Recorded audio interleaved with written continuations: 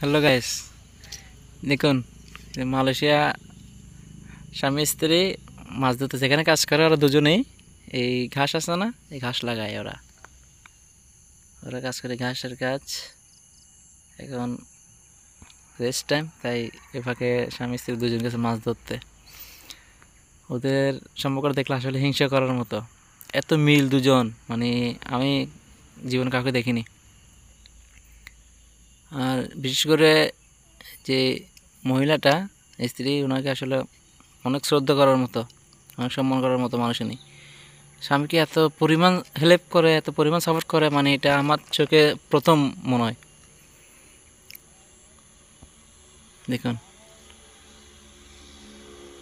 এত সাপোর্ট একটা মেয়ে যদি একটা ছেলেকে করে, ওই ছেলের জীবনে আর কি চাওয়ার আছে? আর কিছু চাওয়ার নেই।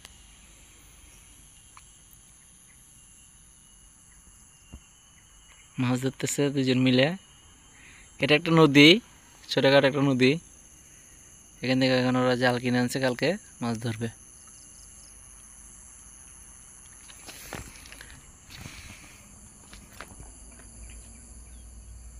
এই হচ্ছে আমাদের প্রজেক্ট।